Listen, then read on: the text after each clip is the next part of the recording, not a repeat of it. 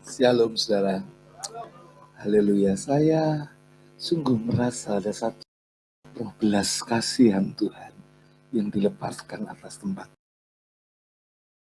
Bertemu dengan anak-anak muda yang sudah datang, sekarang datang lagi. Tugas lebih betul-betul karena kerinduan menjadi yang terbaik untuk Sang Raja. Ya puji Tuhan. Sungguh saya merasa ada roh belas kasihan yang dari Tuhan yang dilepaskan atas kita. Haleluya, saudara. Saudara yang mengikuti Zoom tumbuh bersama dari yang Pak Wesley tiap Senin itu, maka beberapa Senin yang lalu kita diajar oleh Ibu Ruth Julia tentang Benyamin. Saya ingin lihat satu sisi yang lain, tapi sebelumnya saya mengambil sedikit dari apa yang beliau sempat sampaikan dalam Ulangan pasal yang ke-33. Ulangan pasal yang ke-33, ayat yang ke-12, ini berkat Musa pada suku-suku Israel. Tentang Benyamin ia berkata, Benyamin itu adalah kekasihnya Tuhan yang diam padanya, pada Tuhan dengan tenteram. Tuhan melindungi dia setiap waktu dan diam di antara lereng-lereng gunungnya. Dalam bahasa Inggris, di antara baunya. Jadi dekat dengan hatinya. Ya, Benyamin ini sangat dikasihi. Dan kalau saudara melihat gambaran Benyamin dalam perjanjian lama, hubungannya dengan Yusuf, maka saudara akan melihat ketika saudara-saudaranya Yusuf dijamu makan, lainnya dapat 1 bagian, Benyamin dapat 5 bagian. Ada satu kekhususan, ada satu hubungan yang luar biasa. Dan saya mau ngomong kekristenan itu bukan tentang aturan. Kekristenanmu bukan tentang pelajaran moralitas. Bukan tentang pelajaran mana boleh, mana tidak boleh. Bukan tentang haram, halal. Tapi kekristenan itu bicara tentang hubungan. Keintiman dengan Tuhan. Amin. Saudara, tidak begitu saja Benyamin ini dikatakan kekasihnya Tuhan. Dalam bahasa Jawa mungkin lebih indah sekali. Saya baca bahasa Jawa ini, kelangenanipun Gusti. Kelangenan itu kesayangan. Kesayangannya Tuhan. Yang diam ditaruh di antara dadanya Tuhan. Ya dekat dengan hatinya. Tapi Tuhan, Benyamin itu gambaran saudara dan saya. Loh kok bisa Pak? Ayo kita balik. Kita balik mulai dari kitab Kejadian. Saya mohon ditayangkan saja, tapi saya tidak baca saudara ya. Mulai dari Kejadian 30 ayat 22 sampai 24. Ini awalnya. Ada satu kisah roman yang luar biasa dalam Alkitab. Cowok-cowok tidak usah nyuntuh karena ini urapannya Yakub ya. Percayalah cowok-cowok tidak bisa nyuntuh cowok sekarang ya. Yakub ini cinta pada seorang cewek. Dan Alkitab katakan matanya cewek itu begitu bersinar. Begitu cantik sehingga dia jatuh cinta dan dia rela bekerja 14 tahun ora dibayar. Tanpa gaji. Sekarang 2 bulan amblas tidak digaji saudara ya. Tapi ini 14 tahun.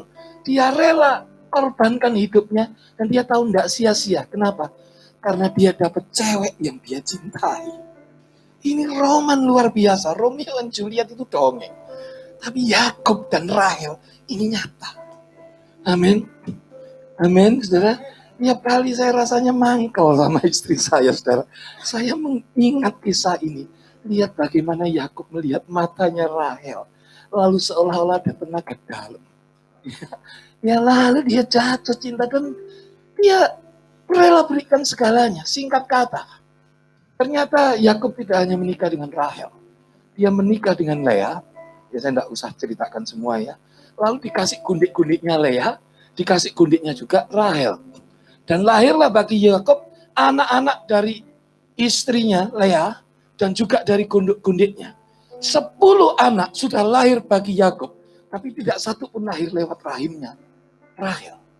Dan dia mulai bertanya-tanya, what's wrong? Sampai satu kali Rahel ini ngomong pada dia, aku ini kayak mana? Ya aku itu sampai marah, aku gitu tuh Tuhan. Kayak iso gawe anak aku. Ya, bukan Tuhan. Tapi dalam kitab Kejadian pasal 30 itu dikatakan, Tuhan mengingat Rahel. Ada waktunya Tuhan mengingat doa kita. Amin. Mungkin saudara dalam satu pergumulan yang pahit, tapi percayalah ada waktunya Tuhan menjawab doamu. Haleluya. Saya ingat beberapa waktu lalu ada satu teman penginjil memenangkan seorang penyanyi dangdut dari Madura. Lalu karena diancam keluarga segala macam, diungsikan ke tempat saya. Dia serahkan pada saya untuk saya ajari. Saya ajari firman Tuhan. Satu kali setelah selesai khotbah dia bilang, Om saya mau ngomong. Iya, benar tak Om. Waktu itu saya bicara tentang Matius 7 ayat 7, minta dikasih, ketuk, pintu dibuka, cari, dapat. Dia tanya, benar tak Om? Dia bilang benar. Aku minta pasti dikasih. Pasti kalau kamu percaya. Ini orang baru percaya kan. Kamu minta apa sih? Enggak Om. Lu minta apa ngomong? Enggak Om, malu aku. Bisa minta. Aku minta Tuhan nyembuhno kukulku. Dia kukul itu telur puyuh itu sudah gede itu ya. Oh dia gede. Dan Lola kamu sudah nyoba obat segala macam. Aduh sudah semua obat Om. Sampai obat yang enggak lazim katanya nyuri segitiga pengaman itu sudah tak lakoni Om. Ya, saya nyuri itu. Ya, tapi ya tetap bukannya sembuh tambah gede. Ya. Terus ya saya mau ketawa, saudara, tapi dia serius ngomongnya sambil nangis, ya saya tidak ketawa. Akhirnya saya ajak sama istri saya didoakan dalam nama Yesus sembuh. Dia tidak terasa besok lagi tiba-tiba waktu doa. Dia bilang, Om, Om, saya doa sih, Om, deloken aku, Om, deloken, Om, halus Om. Kemuliaan buat Tuhan, haleluya. Ya, halus. Dia bilang halus, oh ya puji Tuhan. Puji Tuhan, minggu dia bersaksi, ya Tuhan itu baik. Apapun permintaan kita, apapun seruan doa kita, dia dengar, dia jawab. Terus dia cerita gini, saya mau nyanyi untuk Tuhan. Ya dia nyanyi, baru itu saya dengar dia nyanyi. Dia nyanyi waktu itu Bapak Surgawi. Tapi model dangdut sudah. Bapak Surgawi, ajar kesempatan belum. Ajar penyanyi dangdut ya. Ya tapi itu ungkapan hatinya. Tapi intinya adalah saya mau katakan bahwa ada masanya Tuhan melawat kita dan menjawab seruan doa kita. Tuhan melawat Rahel. Thank you. Tuhan menjawab Rahel dan Tuhan menjawab seruan doanya. Tiba-tiba dia mengandung. Dan waktu dia mengandung, dia melahirkan satu anak dikasih nama Joseph. Yusuf. Orang Jawa Barat katakan Ucup. Artinya apa? Anak penghiburan. Dan Alkitab katakan bahwa ini gambarannya Yesus. Yusuf itu gambarannya Yesus. Dia nanti punya gelar dari orang Mesir, Safnat Pa'aneah. Dia yang menyingkapkan masa depan. Dia yang menghapuskan aibnya mamanya. Karena mandul, dia lahir jadi tidak mandul. Bukankah itu yang Yesus lakukan bagi kita? Amin. Dia menghapuskan aib kita. Ya, dia menyingkapkan masa depan kita. Tapi yang paling menarik, dalam Kejadian 30 itu dikatakan, setiap kali nama Yusuf disebut, selalu diikuti dengan satu nubuatan. Akan ada adiknya laki-laki. Jadi setiap kali orang panggil Yusuf, anak penghiburan, kamu mau punya adik lagi. Tiap kali ada Yusuf, orang panggil dia anak penghiburan, ada adiknya laki-laki. Dan saudara maju ke Kejadian 35.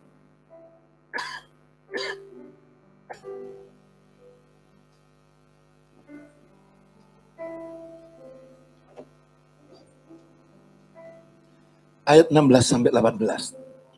Singkat kata, Rahel hamil lagi. Lalu sekarang lahirlah anak yang kedua. Dan Alkitab kata, bersalinnya sangat sukar. Ini Alkitab bilang sangat sukar, itu artinya sangat sukar. Hampir semua di gereja kami, saya nunggoni waktu lahir, saudaraku ya. Waktu lahir itu nunggoni, dan tidak ada satu mama pun yang bilang, haleluya, cenger lahir, itu tidak ada. Semua teriak-teriak, Yesus, aduh Yesus. Gitu.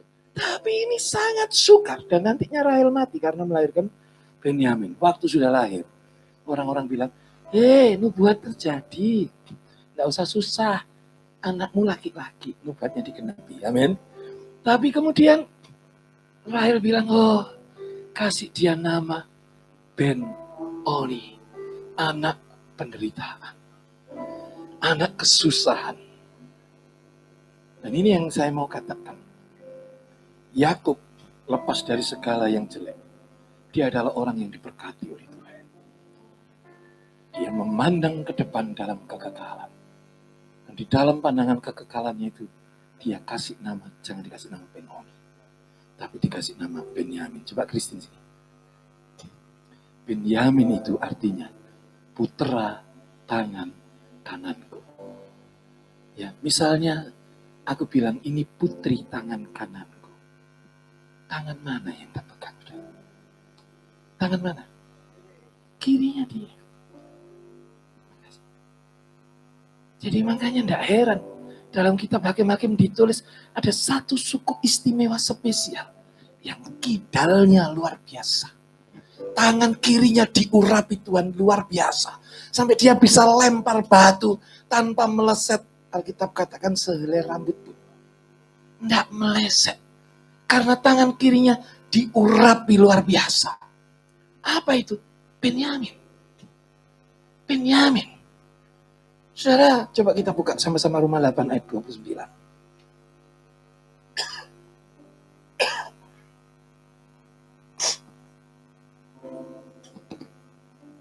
Roma 8 ayat yang ke-29. Sebab semua orang yang dipilihnya dari semula, mereka juga ditentukannya dari semula untuk menjadi serupa dengan gambaran anaknya. Supaya ia, Yesus, anaknya itu menjadi yang sulung di antara banyak saudara. Dia kakak barep. Dia kakaknya dan kita adiknya. Ini hubungannya dalam Alkitab. Ya, dia kakaknya, dia Yosef. Aku Benyamin. Dan Alkitab katakan Benyamin itu diurapi tangan kirinya. Ini kan ngomong tentang kelemahan. Apalagi kita budaya timur ini. Kan kita ngomong nek kiri itu jelek ya. Kenapa kok jelek? Ya karena dia dipakai untuk menyelesaikan perkara-perkara yang kurang mulia kan gitu ya. Ya makanya dikatakan bahwa dia jelek. Padahal coba tidak ada kiri juga susah kan saudara ya. Tapi itu ngomong tentang kekurangan. Makanya dalam 1 Korintus dikatakan Tuhan pakai 1 Korintus 1. Tuhan pakai yang jelek. Tuhan pakai yang kurang. Tuhan pakai yang bodoh untuk memalukan dunia. Amin. Amin. Saudara dan saya ini dipakai Tuhan. Menurut ukuran dunia kita ini jelek. Minoritas. Yang minoritas sukunya, ya minoritas agamanya. Gitu toh. Makanya kalau saudara jadi orang biasa-biasa, hilang sudah. Israel itu kecil, tapi karena dia tidak biasa-biasa, dia eksis sampai hari ini. Ya. Nah, kita juga gitu. Jangan jadi orang biasa. Sekalipun dianggap bodoh, sekalipun dianggap jelek, itu istimewa. Amin. Dalam pengurapan Tuhan, kidal-kidal yang luar biasa. Amin. Kidal-kidal yang istimewa, yang dianggap oleh dunia ini tidak ada apa-apanya, tetapi di dalam Tuhan, itu istimewa. Saudara, kalau kisah ini berhenti di situ, enak. Tapi ada satu hal yang saya mau bagikan pada sore hari ini. Benyamin itu dapat kasih karunia. Dia tidak berusaha apa-apa untuk jadi adiknya Yosef. Dia tidak berusaha apa-apa untuk dia jadi kesayangannya Pak Yakub. Itu pilihan Tuhan. Ya, dia lahir sebagai adiknya Yosef. Ya, dan itu dia mendapatkan segala privilege. Dia mendapatkan hak istimewa itu. Karena ada perjanjian kan gitu ya. Ada perjanjian dia kakaknya. Adiknya Yosef. Ada nubuatan akan ada adiknya. Tadi saya bilang Benyamin itu gambaran gereja. Yosef itu gambarannya Yesus. Saya mau masuk lebih dalam. Bukankah saudara dan saya ini dapat kasih karunia bukan karena usaha kita? Keselamatan, kebaikan, anugerah. Bukan karena usaha kita. Tapi karena janjinya. Ada satu kisah yang luar biasa di dalam perjanjian lama. Kisah ini dicatat dalam kitab Samuel. Kisah tentang Mephiboset. Saudara ngerti Mephiboset ini cucunya Saul. Anaknya Yonatan. Musuh politiknya Daud. Ya nek zaman sekarang gitu ya. AHY sama Pak Jokowi itu. Kira-kira kan gitu ya. Iki anak musuh politik gitu ya. Dan Daud benci sekali pada orang cacat, orang timpang. Sebabnya waktu Daud mau menyerang Yebus yang kemudian dinamai Yerusalem, itu diejek sama orang Yebus. Kamu tidak bisa masuk. Orang pincang, orang segala macam, orang lompok akan nendang kamu pergi. Lalu Daud merampas kota itu. Dan sejak itu dia bilang, orang cacat pincang tidak boleh masuk bait suci. Makanya saudara lihat sekarang hubungannya. Waktu Yesus mengusir pedagang-pedagang dari bait suci, di Injil Yohanes, ingat kisah itu? Maka Alkitab katakan setelah itu, semua orang cacat yang ngemis di depan itu, masuk mendapatkan Yesus. Dia memulihkan aturan itu. Dia menghapuskan aturannya. Daud benci dengan orang cacat. Tapi terhadap Mephiboset, dia ngomong pada pegawainya, cariin keturunannya Yonatan yang masih hidup, bawa ke sini. Biar aku menunjukkan janjiku kepada bapaknya, kasihku karena perjanjianku dengan bapaknya, aku tunjukkan. Dan betul, Mephiboset dibawa ke situ. Mephiboset dikasih tahu sama Daud, mulai sekarang kamu makan sama aku. Satu meja sama aku. Tak anggap anakku. Sekalipun kamu anaknya musuh. Sekalipun kamu cucunya musuh. Tapi karena aku punya perjanjian dengan papamu, kamu boleh makan di meja. Bukankah itu kita? Amin. Kita ini kan sebenarnya tidak layak. Amin. Tidak bisa kita mau bekerja untuk dia, tidak layak. Kita mau berdoa untuk dia, kita ini tidak layak. Kita mau nari, kita mau beri yang terbaik untuk dia, tidak layak. Kenapa? Kita ini musuh. Kalau kita katakan kita ini seteru. Musuh. Tapi ada perjanjian di atas kita. Perjanjian darah. Dan itu melayakkan kita untuk ada di meja sang raja. Amin. Saudara, kisah ini kalau berhenti di situ bagus. Tapi justru kisah selanjutnya itulah yang menjadi poinnya. Apa poinnya? Nanti kita melihat bahwa Mephiboset ini Daud satu kali dikudeta oleh anaknya sendiri Absalom. Dia mesti lari keluar dari Yerusalem, dikejar-kejar oleh anaknya sendiri. Dan waktu dia lari, banyak tentaranya, banyak orang-orang yang dulu dia tolong, banyak pengikut-pengikutnya ikut lari bersama dia. Tapi tidak Mephiboset. Mephiboset tidak ikut lari bersama dia. Nanti ketika Daud menang perang, dia kembali, Mephiboset ini menyongsong dia. Dan dia katakan, aku ini ditipu sama Seba, sama pembantuku. Aku mau melok tapi tidak bisa. Itu sebabnya aku tidak mencukur diri dia goblok. Aku tidak mandi sebagai tanda perkabungan sampai engkau pulang. Daud bilang, tidak usah ngomong. Kairosmu wis liwat. Halo, tangkap ini anak muda. Kairosmu sudah lewat. No excuse more. Tidak ada lagi alasan. Percuma kamu ngomong lagi, tidak ada alasan.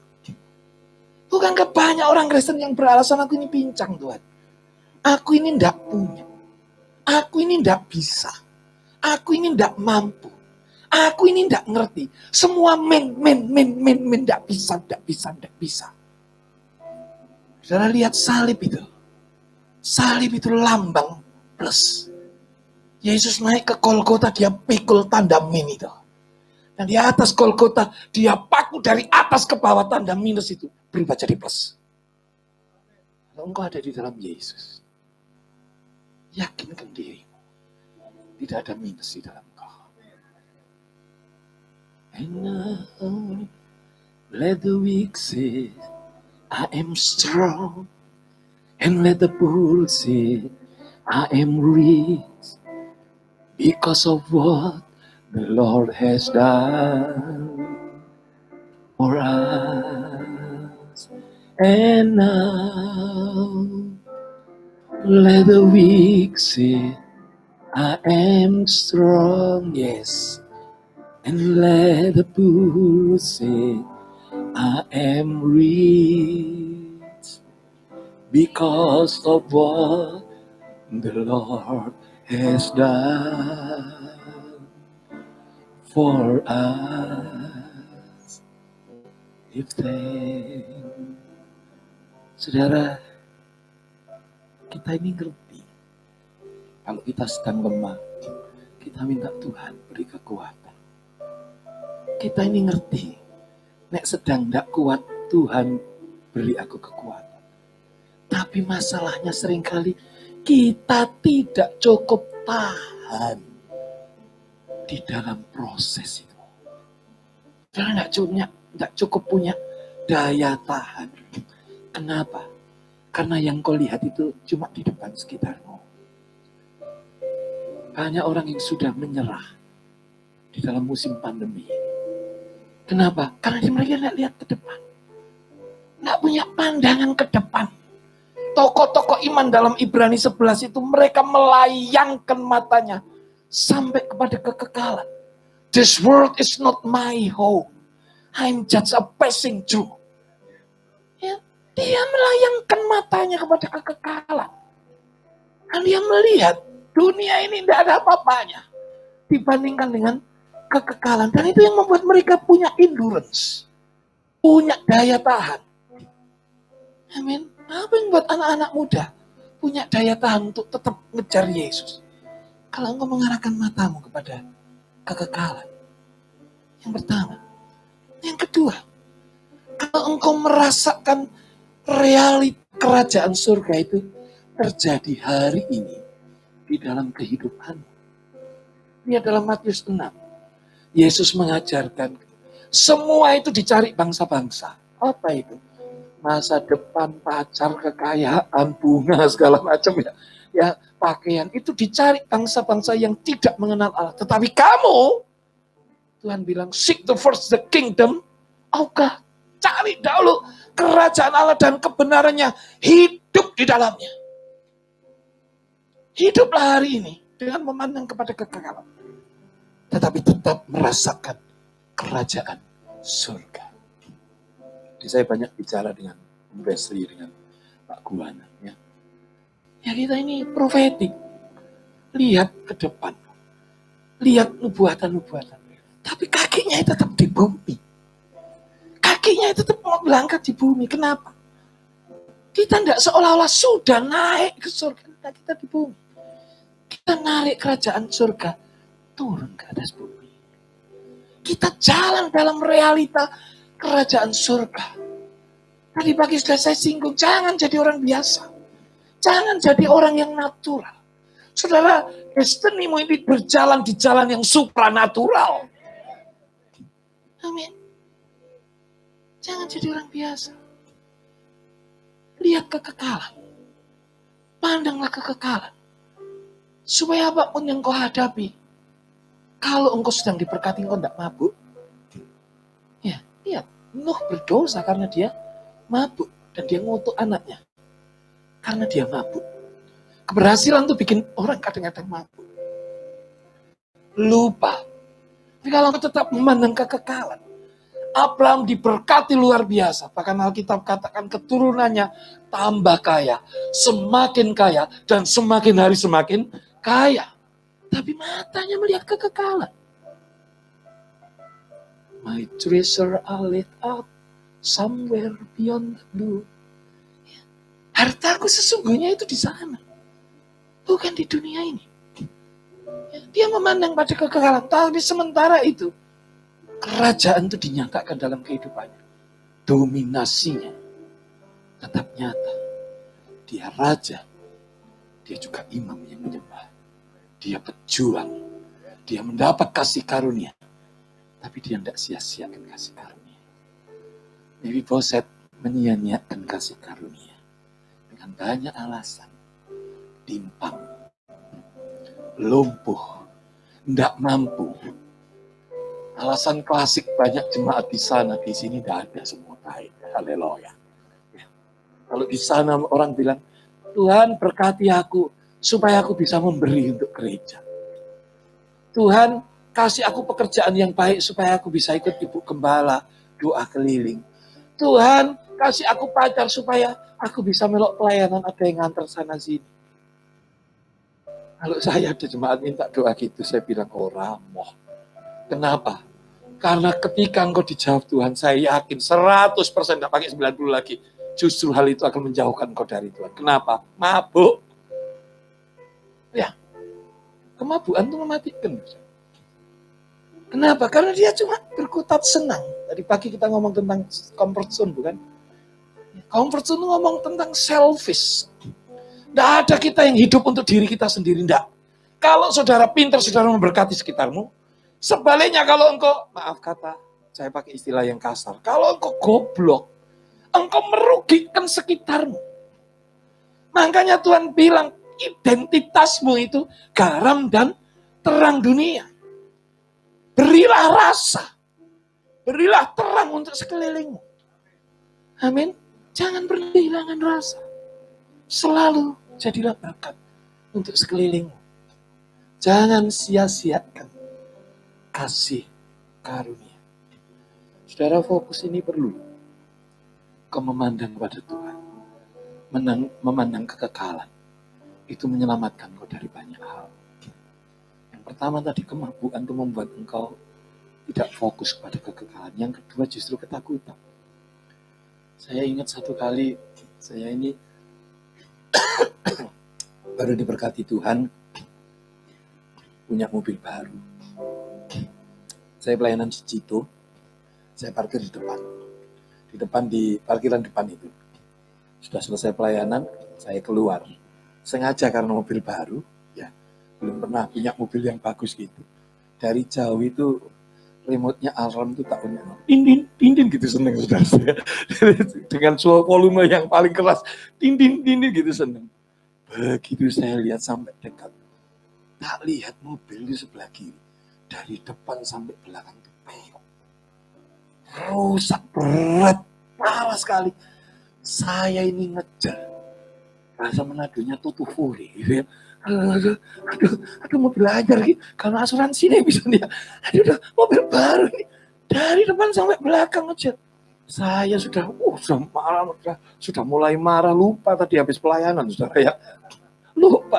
Saya berdiri, saya panggil tukang parkir, mau tak tanya, ini kenapa kok bisa kayak gini nih? Parkir di depan kan lebih mahal daripada di basement, bukan ya? Saya panggil itu, aduh, ketika untung orangnya belum sampai ke saya, sedang jalan. Tiba-tiba waktu saya pegang-pegang gini nih, kaca depan itu turun. Kacanya mobil dulu turun.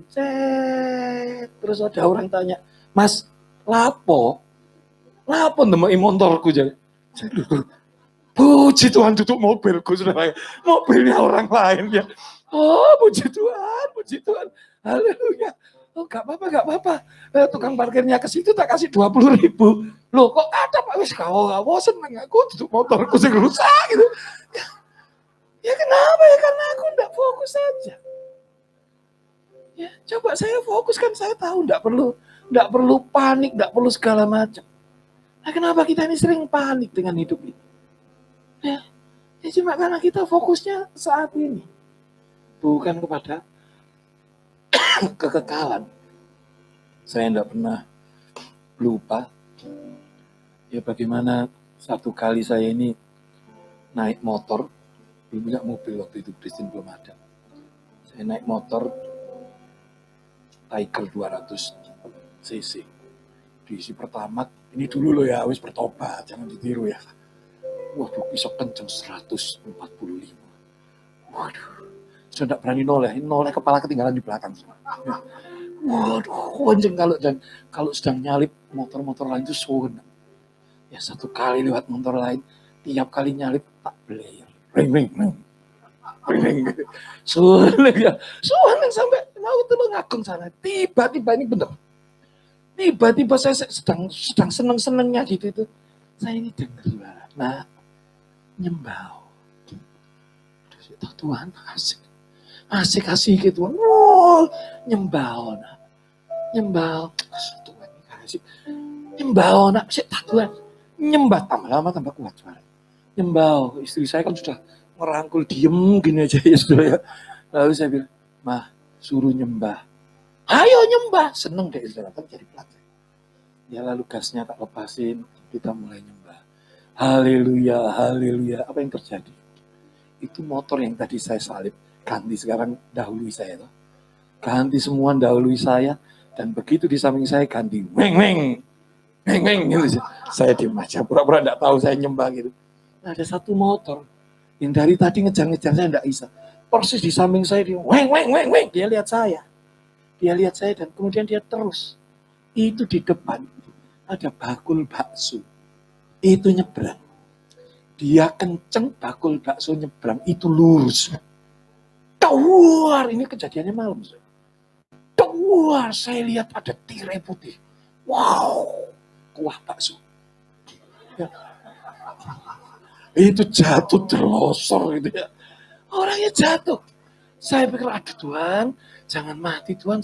Motor saya standar di tengah jalan supaya mobil berhenti. Saya tolong tuh, saya lihat, aduh darahnya di mana-mana tuh. Begitu saya tolong berdiri. Dua-dua berdiri. Loh, enggak apa-apa Pak. Enggak apa-apa. Loh, enggak apa-apa Pak. Enggak apa-apa Mas, enggak apa-apa. Kita lihat tuh saus tomat bukan darah. Udah merah malam. Tapi ke darah ternyata saus tomat. Bukan darah. Ya. Dia jatuh di situ. Yang saya enggak lupa itu tukang baksonya itu. Tukang bakso itu kan dia pegang rombong. Lah ini pegangan rombong tuh masih dipegang. Rombongnya sudah tidak ada. Rombongnya sudah tinggal pegangannya itu. Minggir Pak. Iya. Tetap dipegang sampai pinggir. Singkat kata saya jalan lagi. Saya nangis sama Bujur. Itu bakso sebetulnya jatah saya. Iya enggak? Coba saya enggak fokus sama dia. Saya enggak dengar-dengaran pada dia. Coba saya kelewat kairosnya dia. Bakso itu jatah saya. Ya, dalam hal-hal yang kecil ini nih, mungkin ya kelihatannya sepele ya, tapi saya nangkep ya itu. Saya enggak mau kehilangan kairosnya Tuhan. Saya enggak mau sia-siakan kasih karunia. Oh, hidup saya ini kesaksian demi kesaksian, mau mati bolak-balik orang situ. Ya saya pernah jatuh, cuma kan saya enggak mau cerita yang ngeri-ngeri. Tapi di resolusi bolak-balik saudaraku ya. Tapi Tuhan tuh tolong. Dan semakin dia tolong, semakin saya sadar Tuhan, aku enggak mau sia-siakan kasih karunia yang kau taruh dalam kehidupanku. Aku mau ngerjakan apa yang menjadi bagianku. Aku mau selesaikan kasih karunia ini. Haleluya. Terakhir, tadi kemabukan. Terakhir yang sering kali membuat kita hilang dalam kasih karunia. Dapat kasih karunia, keluar dari Mesir, dapat mujizat lewat laut itu. Ya, terus dapat mana dipelihara loh. Bukan tidak diberkati. Bukan tidak dipelihara. Bukan tidak dilindungi. Ono nabi, ya, nabi Nidam ya. Nabi ngutuk. Tidak jadi ngutuk, yang keluar berkat itu perlindungan. Tiang awan, tiang api. Tapi Alkitab katakan Mazmur 95, 40 tahun aku jemu. Ya, seolah-olah Tuhan ngomong bencek no iki. Ya, jembe aku bencek no. Ya wes, gak usah ambek aku. Israel itu enggak kehilangan berkat, halo. Israel enggak kehilangan perlindungan. Yang Israel kehilangan itu apa? Perkenanan. Sama dengan Mephiboset. Dia tidak kehilangan apa-apa. Yang dia hilang perkenanan dari sang raja. Dan itu fatal. Itu fatal. Saudara, biarlah kalau engkau boleh milih. Pilihlah perkenanan. Amin. Kalau ketakutan itu mulai ada. Bukan tidak ada, ketakutan itu pasti ada. Kekhawatiran pasti ada. Tapi jangan pernah sekali-kali hidup dikuasai ketakutan. Orang dikuasai ketakutan itu aneh. Apa yang dalam keadaan normal dia tidak lakukan, dalam ketakutan dia lakukan.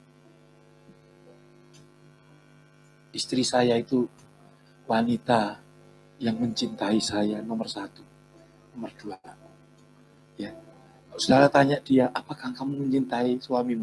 Oh, sangat cinta. Gitu. Tapi saudara mesti tidak percaya. Saya pernah ditinggal sampai dia di kandang macan. Oh, serius di kandang macan. Ceritanya saya ini ke Taman Safari, saudara. Sama dia. Lu iya. Ya kan biasa ya. Ibu mama saya itu dulu bilang gini. 2 jenis manusia yang susah diomongin. 1 guru, 2 pendeta. Lah saya ini guru dan pendeta. Waktu itu saya masih ngajar. Jadi susah diomongin. Kan masuk Taman Safari itu diomongin. Jangan nurunkan kaca kan gitu ya. Saya enggak promo Taman Safari loh ya. Enggak.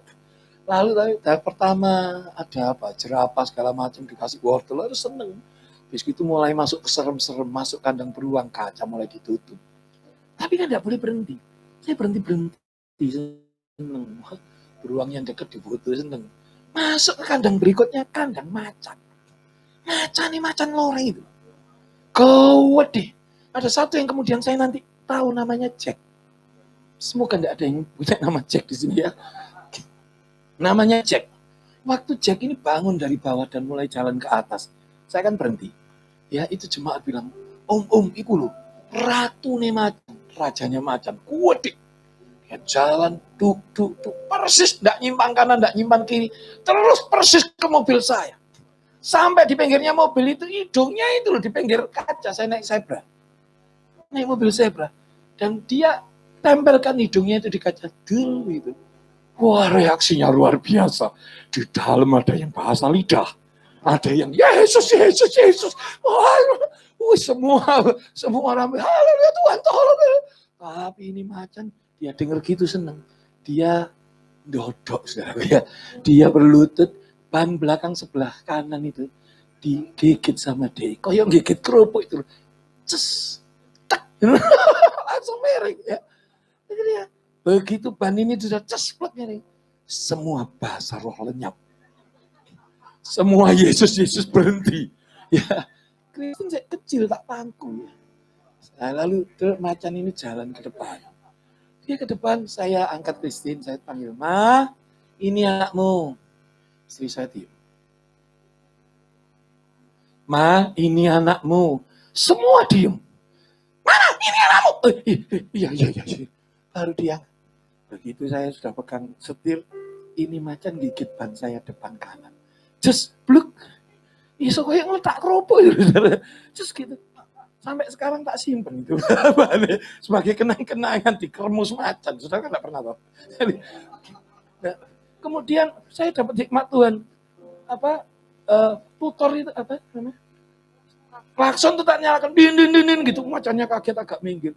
Saya terseok-seok masuk antara kandang macan sama kandang singa itu kan mesti ada jeda gitu ya. Ke Taman Safari ngerti ya. Itu ada gang gitu yang enggak. Saya masuk ke situ. Waduh, ya apa? Itu pawangnya datang. Bapak sih berhenti. Iya, saya salah, aku salah. Sekarang tolongin aku ya apa? Ini ada dongkrak sama pipa dia keluarkan dari semak-semak. Aku mikir, oh biasa macan kios kulino. Saya bukan korban pertama ini berarti. Dia sudah siapin apa? Dongkrak sama apa? Pipa. Semua tak suruh turun. Saya masuk ke bawah mobil, saya dongkrak itu mobil. Kek gitu. Nah, tengah-tengah saya asik dongkrak. Macane balik. Tapi kan ada tembok, ada pagar. Macane balik dan pagar itu dia pukul. Breng. breng-breng sama reaksinya luar biasa. Itu semua yang di luar tiba-tiba naik masuk ke mobil. Saya di bawah mobil sedang dongkrak. Itu coba Tuhan tidak berkemurahan pada saya. Dongkrak bereset. Hari ini saya tidak khotbah di sini. Saya lihat kok mobilnya tiba-tiba pendek. Saya keluar, ya ditutupi semua pintu jendela. Tak ketok. Mah, buka. Macan. Loh. Mah, buka. Setengah marah saya, saudara. Macan gitu. Akhirnya dibuka sama dia. Loh, kamu ya apa sih nek macane ocel, saya lah digado di luar. Dia sendiri loh, kok bisa? Itu orang yang cinta saya loh, saudara. Itu orang yang sangat cinta pada saya. Nanti satu kali waktu ulang tahun pernikahan, bulan Mei, ulang tahun pernikahan, saya ngomong pada dia, "Mah, kamu cinta aku enggak?" "Oh ya cinta, I love you papa." Gitu. "Ojo ditinggal neng kandang macan maneh." "Enggak apa enggak." Gitu. Ya. Orang yang paling dicintai itu bisa melakukan hal yang aneh-aneh ketika dia ketakutan. Jadi jangan mabuk. Jangan juga ketakutan, kekhawatiran. Arahkan pandanganmu kepada kekekalan. Kekekalan, apapun yang terjadi sekarang. Dan lakukan yang engkau harus lakukan hari ini. Dengan penuh pengabdian. Dengan penuh kerelaan. Seperti saat tadi bagi saya katakan. Tuhan mempercayakan kehidupan dalam masing-masing saudara. Benih itu ditanam dalam kehidupan saudara. Dan ketika benih itu tumbuh, apa yang Tuhan harapkan?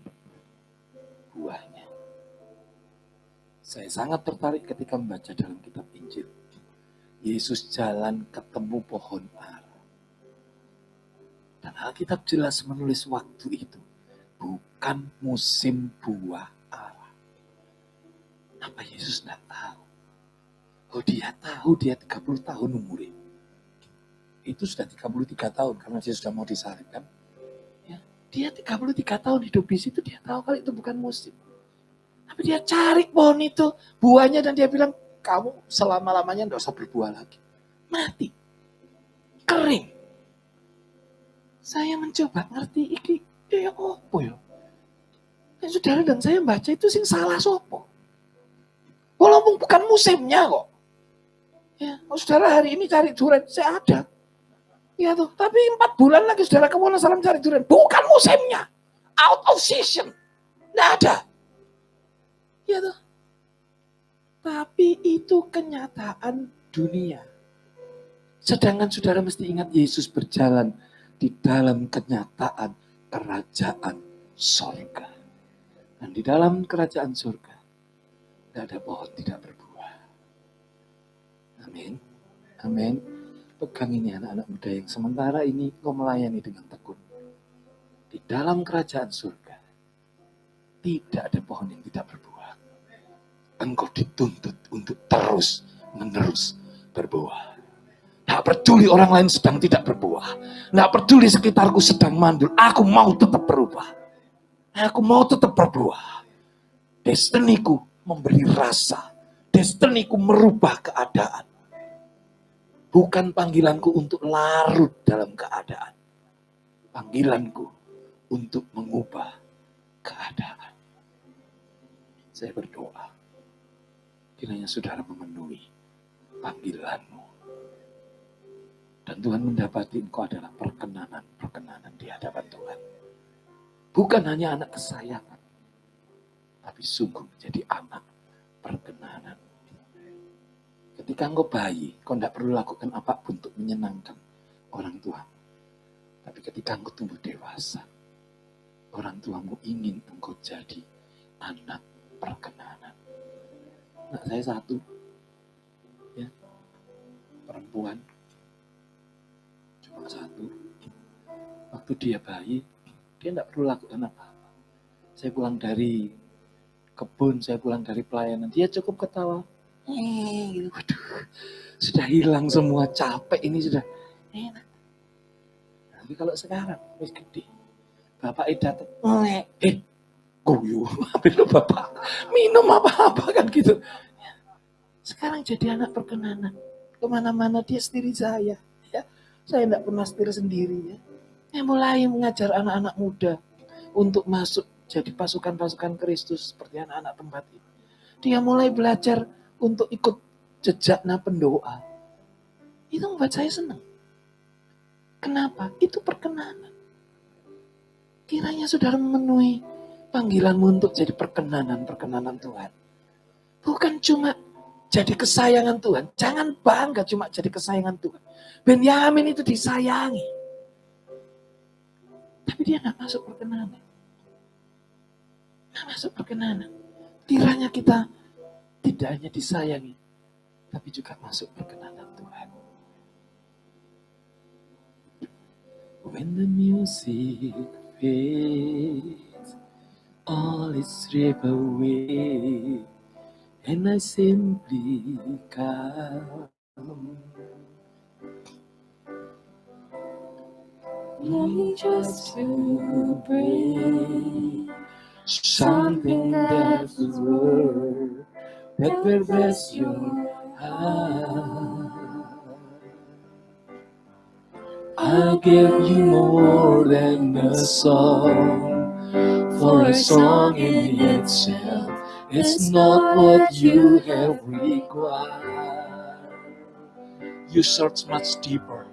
You search much deeper within to the way things appear. You're looking into my heart. I'm coming back to the heart of worship, and it's all about you. It's all about you, Jesus. I'm sorry, Lord, for the thing I made it. When it's all about you, it's all about you, Jesus. Haleluya, Yesus. Saya berdoa, saudara masuk di dalam perkenanan Tuhan. Engkau memenuhi panggilanmu menjadi perkara yang berkenan di hadapan Dia. Lebih dari prestasi apapun yang kau bisa capai, lebih dari kesuksesan apapun yang kau bisa raih, lebih dari menjadi kesayangan Tuhan. Saya berdoa kiranya engkau menjadi perkenanan Tuhan.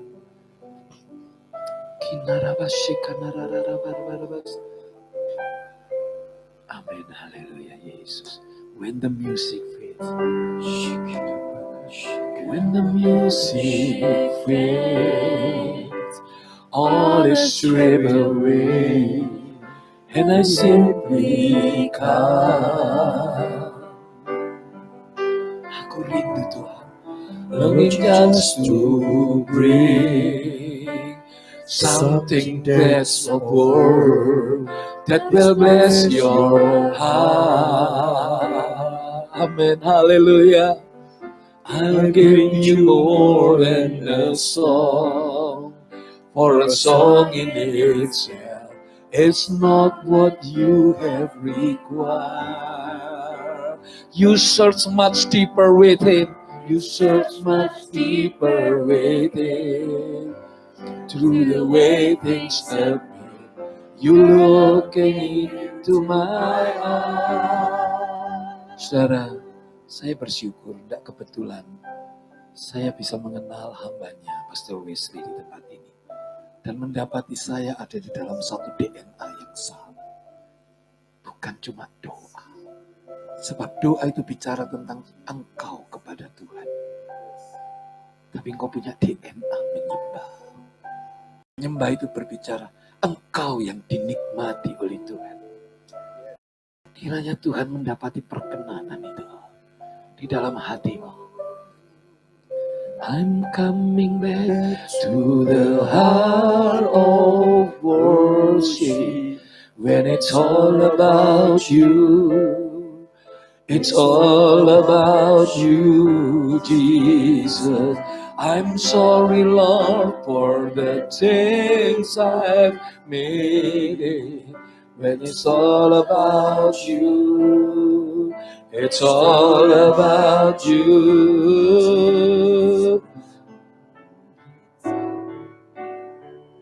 I'm coming back to the heart of worship when it's all about you. It's all about you, Jesus. I'm sorry, Lord, for the things I made. When it's all about you, it's all. Mari kita bangkit berdiri, haleluya. I'm coming back to the heart of worship when it's all about you. It's all about you, Jesus. I'm sorry, Lord, for the things I've made it. When it's all about you, it's all about you, Jesus. It's all about you. And it's all about you, Jesus.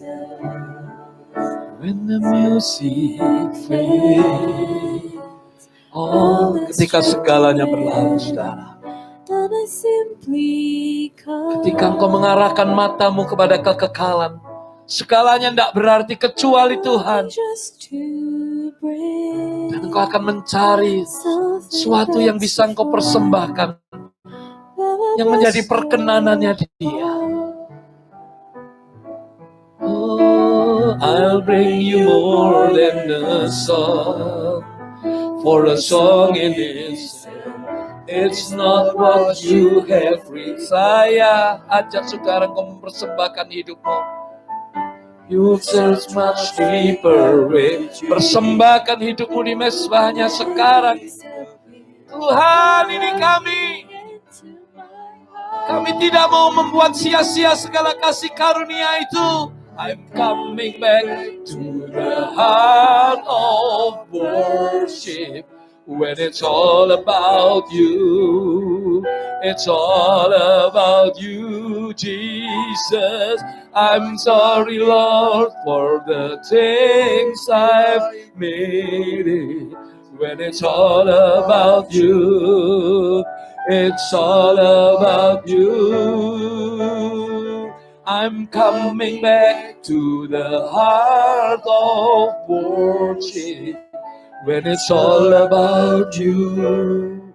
It's all about you. I'm sorry, Lord, for the things I've made. When it's all about you, it's all about you, Jesus. It's all about you. Amen. Inarabayana rabashikarana rabatakarabashi. Inarabayana. Ampuni kami yang sering mabuk, Tuhan. Ketika Engkau mempunyai dalam kelimpahan kami mabuk, kami terpesona dengan berkat-Mu. Kami melupakan Engkau sang pemberi berkat. Ketika kami sedang dalam kekhawatiran, kekecewaan, kepahitan, maka itu begitu menghami ada sebagaimana kami ada hari ini. Semua karena kasih karunia-Mu, semua karena kebaikan-Mu. Dan Engkau punya rencana yang indah dalam hidup kami. Hallelujah. I'm coming back to the heart of worship when it's all about you. It's all about you, Jesus. I'm sorry, Lord, for the thing I've made it. When it's all about you, It's all about you, Jesus. Hamba berdoa untuk setiap kekasih yang ada di tempat ini.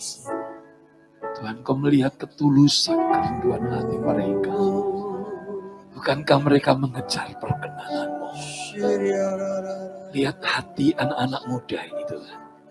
Lihat hati para penyembah yang ada di tempat ini. Hamba minta saat ini Engkau melepaskan belas kasihan-Mu di dalam nama Yesus. Lepaskan belas kasihan-Mu. Lepaskan belas kasihan-Mu menyentuh anak-anak muda. Seluruh para pendoa hamba-hamba-Mu. Lepaskan belas kasihan-Mu. Lepaskan dalam nama Yesus.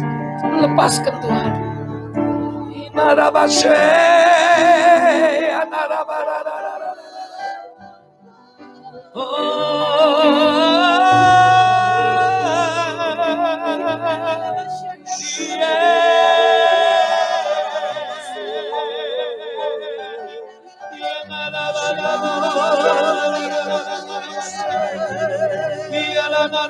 Lepaskan belas kasihan-Mu Tuhan. Lepaskan perkenanan-Mu dalam nama Yesus. Sungguh Tuhan perkenanan-Mu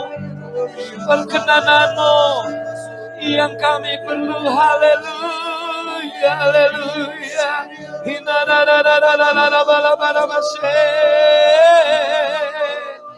Jama Tuhan. Amin.